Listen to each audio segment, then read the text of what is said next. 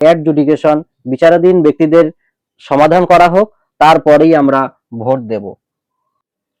Election commission of ইন্ডিয়ার পক্ষ থেকে পশ্চিমবঙ্গের বিধানসভার ভোট ঘোষণা করা হয়েছে আগামী 23 ও 29 এপ্রিল এবং 4 মে 2026 নির্বাচনের ফলাফল ঘোষণা করা হবে।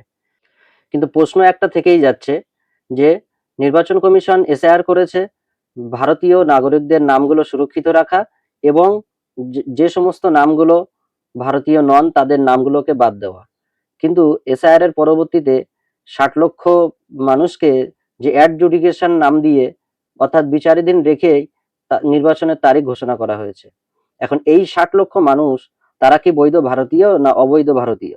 যদি অবৈধ ভারতীয় হয় তাহলে তাদের নামগুলো কেন বাদ দেওয়া হলো না? আর যদি বৈধ ভারতীয় হয় তাহলে তাদেরকে এখনো পর্যন্ত ঝুলিয়ে রেখেই কেন নির্বাচনের তারিখ ঘোষণা করা হলো? যদিও বলা হচ্ছে যে তাদেরকে পরবর্তীতে সাপ্লিমেন্টারি লিস্ট বার করা হবে।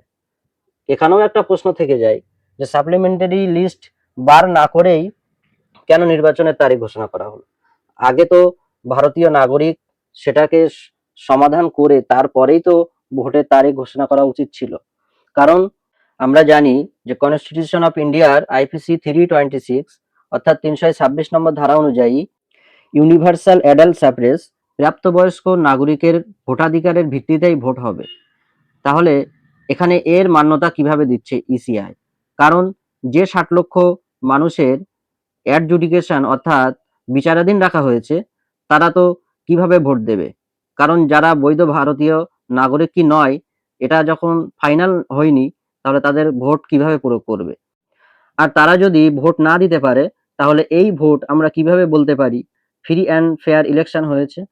সুতরাং প্রত্যেক পশ্চিমবঙ্গবাসীর উচিত হবে যে ইলেকশন কমিশন অফ ইন্ডিয়ার এই ব্যর্থতার প্রতিবাদ করা এবং প্রশ্ন করা।